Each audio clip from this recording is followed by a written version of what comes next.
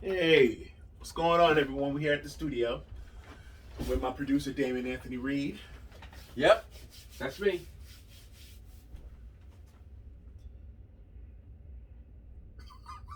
What is it doing? Is it recording still? We don't regularly do this. But no, we don't. But since the world wants to know who I am and what I do and stuff like that, Right. yeah, we're doing it. Yeah, so we're gonna basically it's gonna be like a little window into the inner world of the artist, the professional career artist. And a lot of you guys don't know this. You know Caleb because you see him on the videos, you see him doing stuff. But Caleb has been doing this for a really long time. He's been doing music for a really long time. So he has a wealth of experience. I mean, when were you doing that tour? The one that was the Mama I Want to Sing. When That was back in the late 90s. So how old were you? I was in my early 20s. So he's 20 years old doing stuff. When I was 20 years old, I was trying to figure out how to keep my father from making me go to college. And he was going around the world, touring all over the place, singing different places, seeing new sights, all types of stuff. And fast forward to today, you know, years and years and years later, with all of the experiences, all of the good experiences and all the heartaches, and we were talking about how different the music industry in general has become.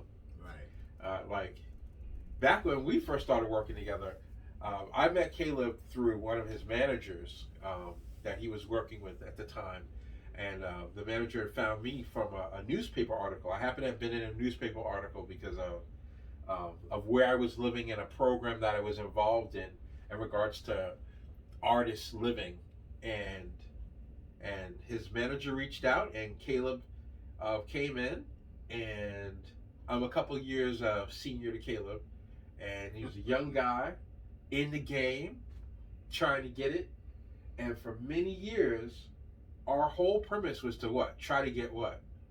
A record deal. A record deal, yo. Our whole premise was to try to get a record deal. That's how it worked, right? I mean, you didn't think about back in the early 90s, you were not thinking about releasing your own CDs or Well, back then, albums. Well, back then there was no way to do that. You had to go directly. You had to make an album, or will find a way of making a song or complete something to send to somebody who will take it to the major labels. Yep, Because that was the only way for you to be heard. that's right. But thank God for social media now, like this platform that we're doing right here, And technology. and technology, new technology that we can go ahead and do things without having 5 or 6 people telling us no or yes, or maybe tomorrow, or maybe next year or something like that. Right, or having We to don't- spend 20, 30, 50, 100, $150,000 to put together a studio. True. Now, people come in here, and this is a relatively little studio, and people come in here and they think it's big. Right. Because you could do everything on a little half of a keyboard True. and a little laptop, a little Apple Macintosh computer, and you're good to go. So true. So true. So times have changed tremendously. But back in the days, it was all about record deals. And because it was all about record deals, what we were trying to do all the time was trying to figure out what was hot. What were the record deals? What were the record labels signing, right? Right. What artists were coming out? What was the hot sounds? What was the style? Trying to do a little fortune telling, trying to see into the future and try to project their music there. And it meant a lot of times when we were working on music, we were really trying to sound like who? Other people. Right. Other people instead of sounding your authentic self. Right. We were trying to, I think that first song we produced, Loving You, Mm-hmm. I was producing, what was it, Chucky Booker? Nobody even knows who that is anymore. Well, at that particular time, being that he didn't know me at the time, he kind of asked me what type of sound was I looking for, and at the time it was Kenny Lattimore. So that song had a Kenny Lattimore feel to it. Oh, is that what it was? Yeah, Mhm. probably you was listening to a lot of Kenny Lattimore, and you said, okay, Yeah. so this is what he's looking for. Right. So That's what you did. I Because don't- the song really, if you listen to it, well, it I don't know when you know, it's already in the archives. I don't think you're gonna be able to hear it, but it had a quality. It had a Kenny Lattimore's type of sound, and it was a really great song. Yeah. Well, I mean, we were trying to do it, but my whole goal of doing the song was to make it sound like somebody else. I really Right. wasn't thinking about the way Caleb's. I mean, he No. was new. We were new as artist and producer Mm-hmm. to each other, so I didn't really know how he really sounded yet. Right. And it takes years to really hear somebody's voice doing lots of different things. And when you hear them do lots of different things, you can say, "Oh, okay, so this is what he likes to do, and this is what his voice is comfortable doing." And then you can produce a different way. Mm-hmm. So, midway in our thing, technology was coming around, and now it became a thing where you would say to yourself, you would say, "Okay, I can make some CDs now. I can make 100 CDs. I can put together an album in a relatively small studio, and it would sound decent. I mean, maybe it doesn't compete with the biggest studios, but it would sound decent enough. It would definitely sound fine. There was file formats coming around. MP3 format was being introduced, and it was making it easier and easier for artists and producers like myself to kind of skip, at least temporarily, over the record label hurdle and do the music ourselves. Absolutely.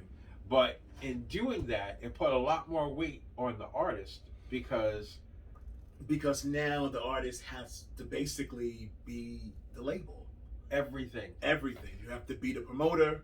You have to be the A&R. You have to be The producers, producer. the print house. You have to come up with the Yes. art design. You got to come up with the art design. You got to Right. find the musicians that are going to be Absolutely. on there. It's, Absolutely. Yeah. it becomes a lot. It becomes a lot. It becomes a lot, but it's the love that will continue to keep you driving, to push forward, Right. past all that. Well, then I'll look for it, and I'll look for people who are willing to work for me. Yeah. You know? Yeah. And God is good that way because He always supplied us with people. We always remember all the background vocalists Mm-hmm. that He had. I had tons of background Now, vocalists. all the while, meanwhile, he was a professional working singer. He was singing in different entertainment bands, different wedding bands, different types of things. Well, the beauty of it is I'm still a wedding singer. I've been a wedding singer now for over 20 years, and I'm still doing that. And because of that, it helped me to find singers to help me promote my music, or at least get them to Right. perform on some of my new songs that I wrote. And great talent we had. And great great talent. talent. Yeah, we had Some of the great- best. Yeah, really. There's one lady. Her name is her name was Nadine Ford, but now she calls herself Rafia. Right. Wonderful vocalist. She's singing with everybody from Toni Braxton to Celine Dion to Christina Aguilera, and the list goes on. As the phone goes off. This is real life, yo. Real. This is real. So we had a lot of great background vocalists, a lot of people that Caleb knew from working in the bands and also working, being in church with people, different things like that. A lot of fortune that came our way. God was very good to us. And in reality, we put together some really good music. Yes, we did. You know? We had an opportunity to produce a full album, which, those who are like myself, an independent recording artist, really don't do that anymore, because that's like wasting songs. Right. Most people don't release the full album. What they will do is release singles after singles. But we were blessed. 10 years ago, really, this is 10 years ago, I released a full album called Finally Here. That's right. Yeah, gospel album. Yeah, that's right. And there had to be a whole lot of changes just for us to even get to the place. Well, not for Caleb. Caleb kind of grew up in the church. But for me, I had to go through all types of things in order to get to the place where I was really able to do a full gospel album. But God is good that way. So He is. And we fast forward to today. We've been doing all types of work, and the industry has changed so much, even from then. Now it's not even about CDs. Before we used to be like, oh, well, how are we going to make our CDs? How are we going to get the covers? How are we going to afford? Nope. It's not even about that now. Now everything is streaming. Everything is about the computer. Everything is about online and downloads and uploads. And it's funny because it makes it easier for you to get music out, but it makes it harder for people to buy and support you. Right. And a lot of people, they just don't see the value. Right. Right now, if I wanted to, I could go to YouTube and play any song I wanted, and it would be free. For free. For free. Because I pay for YouTube anyway. It's YouTube Prime, and I have access to all that music, and so I can play it for free. Yeah, if you can even type in my name, Caleb T. Johnson, and you will see all my, you can hear all my music for free. That's right. That's right. And so we were just talking about, which prompted us to do the video. Absolutely. The fact that we're at a crossroads because the industry has changed so much. Now it's not even about selling the music, the CD or the MP3 download the way it used to be. Now it's almost like about selling yourself. It's almost about like getting yourself out there so that people know what you're trying to do, and hopefully they're willing to support it in the process. So we were discussing what that means and if people were interested in doing that, and I guess that's what prompted the video. What do you think? You're right. So I guess we're coming to some conclusions about what the next step is. Yeah, because here we go again.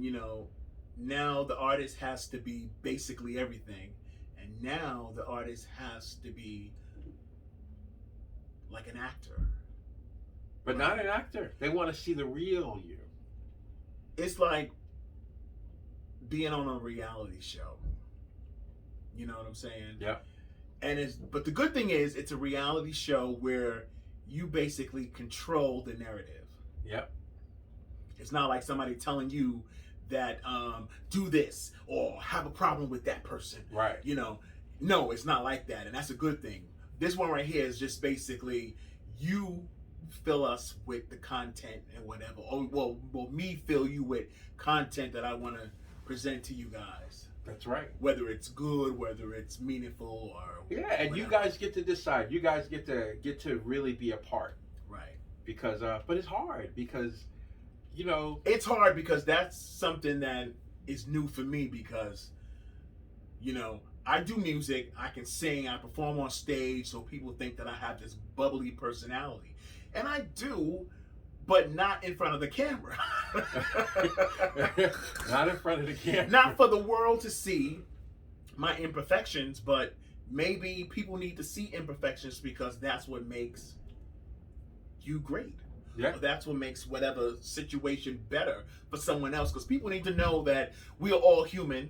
You know what I'm saying? We all bleed the same. We all go through the same heartaches and pain. Nobody's special.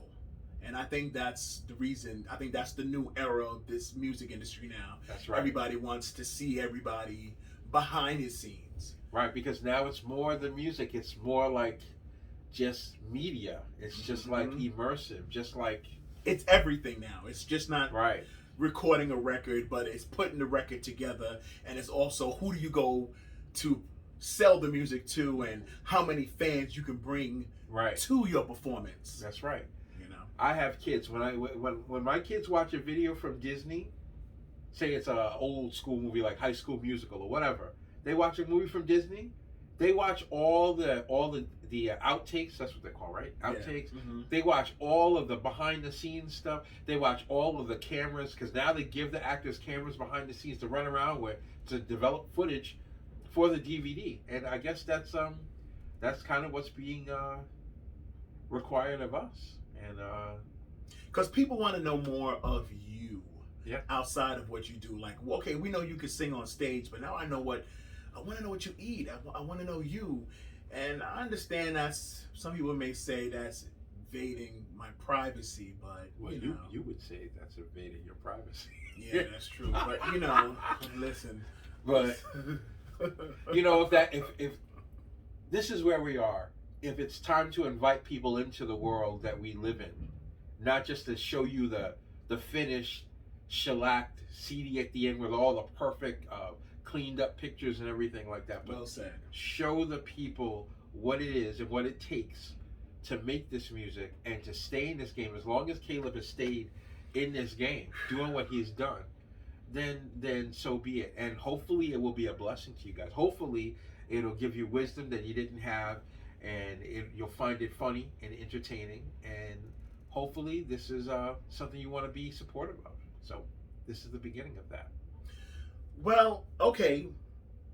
Well, since we are starting something new here, there's a song that I'm about to release in a couple of, God willing, a couple of months.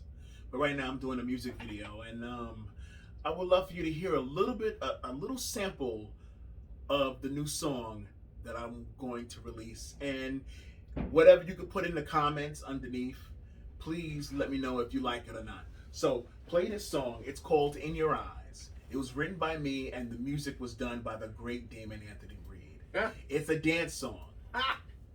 The great Damon Anthony Reed. The All great right. Damon Anthony Reed. So I'm just gonna move over to the side over here because thank God we got wheels on the chair. So you can Wheels just on move the it chairs, over. baby. Wheels on the bus go round, round, round. All right, so it's gonna come up now. I've taken it down. So this thing in your eyes.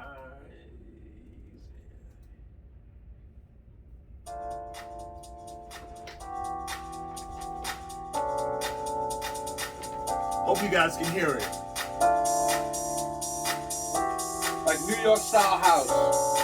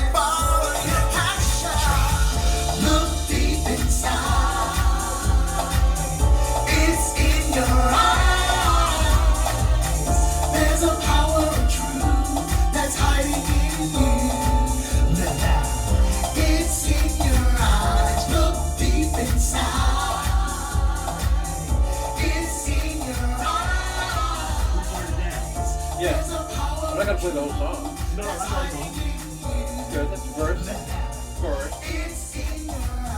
All right, you can lower it down now. You can stop it.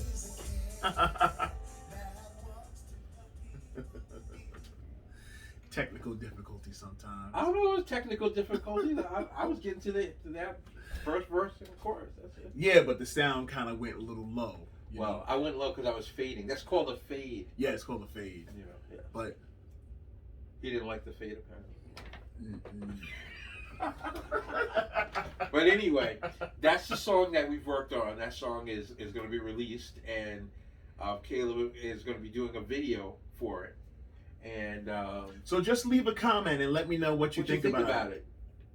All right. We have songs of other styles, but the last couple of songs that we've released, if you guys have been watching his videos, Right. the last couple of songs that we've released have been they've been dance oriented type of songs. So we're deciding whether we're going to stay in that vein or we're going to move to another style, which is probably a little bit more R&B, a little more singer-songwriter style type of thing. But Right. let's go. So after watching this video, please do me a favor and check out some of my videos. All right. I have tons of videos.